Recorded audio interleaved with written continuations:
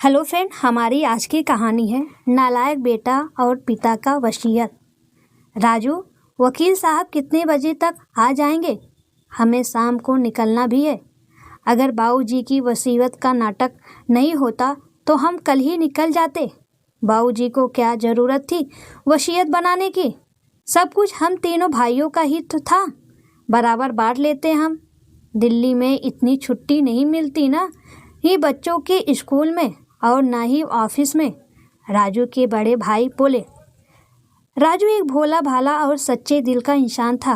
वैसे तो वह हमेशा हंसता मुस्कुराता रहता था, लेकिन अभी कुछ दिनों से उदास और खामोश हो गया था। और होता भी कैसे नहीं। अभी 13 दिन पहले ही उसके बाबूजी उसे हमेशा के लिए छोड़कर जो चले गए थे। बाबूजी सिर्फ उसके पिताजी नहीं थे, उसकी पूरी दुनिया थी। उसकी जान बसती थी उनमें। एक वही थे जिन्हें कदर थी उसकी, वरना दोनों बड़े भाई तो उसे नालायक ही कहते थे।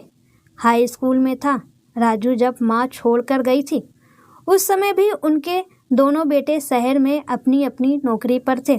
केवल राजू ही था उनके पास। मरने से पहले माँ ने राजू का हाथ पकड़कर कहा था, बेटा मुझे वचन दे, तू अपने बाबूजी को कभी अकेला नहीं छोड़ेगा, हमेशा उनका ख्याल रखेगा। राजू ने कांपते हाथों से माँ को वचन दे दिया था। उसने कभी ये बात न अपने बाबूजी को बताई और न ही अपने भाइयों को। राजू के गांव में सिर्फ इंटर तक ही स्कूल था। बड़े भाई इंजीनियर थे तो उन्होंने इंटर के बाद राजू को शहर बुलाया और इंजीनियर करने की सलाह दी। छोटे भाई जो खुद एक डॉक्टर थे ने भी राजू को पूछा कि उसे जो भी पढ़ना है वह उनको बता सकता है। किसी भी अच्छे कॉलेज में उसका एडमिशन करवा दिया जाएगा।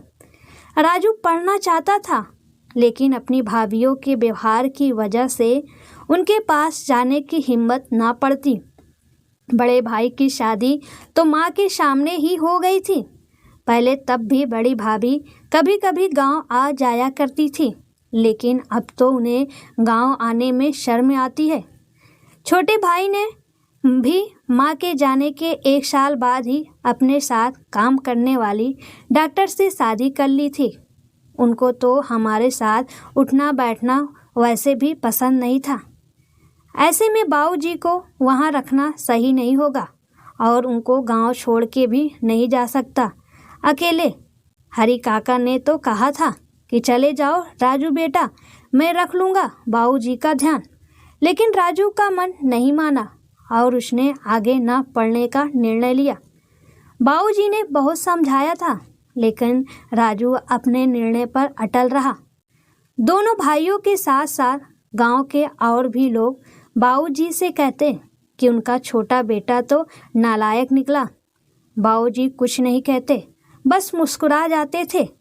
राजू ने गांव में ही रहकर खेती करना शुरू किया और इतनी मेहनत की कि हर साल सबसे ज़्यादा फसल राजू के खेत में ही होती।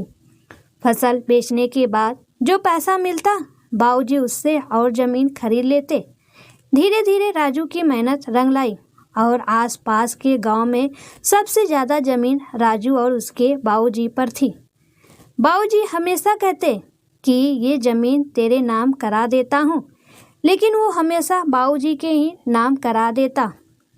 बाबूजी ने पास के ही गांव की एक लड़की से राजू की शादी करवा दी थी। शादी से पहले राजू ने कहा था कि एक बार वह सुनीता से बात करना चाहता है। उस समय सबने उसका मजाक बनाया था, लेकिन बाबूजी ने हंसकर हाँ कह दिया था। राजू जब सुनीता से मिला तो उसने माँ के वचन के बारे में बता दिया था और यह भी कह दिया था कि भविष्य में कभी भी वह उसे भाभीियों की तरह शहर जाने को ना कहेगी। वह अपने बाबूजी को छोड़कर कहीं नहीं जाएगा। राजू का अपने पिता के प्रति इतना प्रेम देखकर सुनीता तो वैसे भी उसकी दीवानी हो गई थी। वह अक्सर कहती भी थी कि वह बहुत खुश नसीब है जो उसे राजू जैसा देवता पति मिला है। राजू की भाभी इतनी घमंडी थी कि वह सुनीता को 3rd क्लास लड़की कहकर ही बुलाती थी। सुनीता ये सोचकर जवाब ना देती कि साल में कभी कभी तो आते हैं ये लोग, अब क्या बहस करें इनसे। बाबूजी की तो आंखों के तारे थे सुनीता और राजू। भैया, वकील साहब आ गए हैं, राजू के छोटे भाई ने कहा। सारा परिवार आंगन में इकट्ठा था। गांव के कुछ बुजुर्गों को भी बुलाया गया था। वकील साहब ने राजू और उसकी पत्नी को भी बुलाया। बड़ी बहुएं और बेटे बहुत खुश थे। सोच रहे थे अपने अपने हिस्से की प्रॉपर्टी पेपर्स लेकर शाम को निकल जाएंगे। वकील साहब ने सबको बैठने के लिए कहा और वसीयत पढ़ना शुरू किया। प्रिय गांव वालों और मेरे लायक बेटों, तुम सबको हमेशा यही लगता है कि मेरा राजू नालायक बेटा है, लेकिन मैं तुम्हें बता दूं, उस जैसे लायक बेटे सदियों में जन्म लेते हैं। वह है तो मेरा बेटा, लेकिन हमेशा मेरी माँ बनकर मेरा ख्याल रखा। अपनी माँ को दिए वचन के लिए उसने अपना पूरा जीवन कुर्बान कर दिया। मुझे तो कभी पता ही नहीं चलता अगर मैं उसकी और सुनीता की बातें नहीं सुनता। मेरे पास जो भी कुछ है सब मेरे राजू की मेहनत का नतीजा है। इसलिए मेरा सब कुछ सिर्फ और सिर्फ मेरे नालायक बेटे राजू का है। मेरे किसी भी चीज़ पर मेरे उन लायक बेटों का कोई अधिकार नहीं है जिन्होंने कभी पलट कर ये नहीं देखा कि मैं कैसा हूँ, मुझे क्या चाहिए। मैं जब जब बीमार हुआ मेरे राजू ने मेरी देखभाल की। मेरे दोनों बेटों ने तो मुझसे मिलना भी ज़रूरी नहीं समझा। मेरी पत्नी के सारे गहने सिर्फ और सिर्फ मेरी बहू सुनीता के हैं। उन गहनों पर मेरी शहरी बहुओं का कोई अधिकार नहीं है, जिनको हम गांव वालों के साथ खड़े होने में शर्मिंदगी महसूस होती है।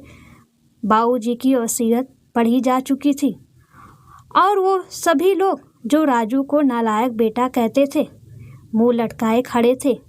दोनों भाई भी गुस्से में अपने अपने परिवार के साथ जा चुके थे, कभी ना आने के लिए। उस आंगन में खड़ा राजू उस गांव का सबसे अमीर व्यक्ति था, लेकिन फिर भी वह अपने आप को सबसे ज़्यादा गरीब महसूस कर रहा था, क्योंकि उसकी असली दौलत उसके बाबूजी उसे हमेशा के लिए छोड़कर जा चुके थे।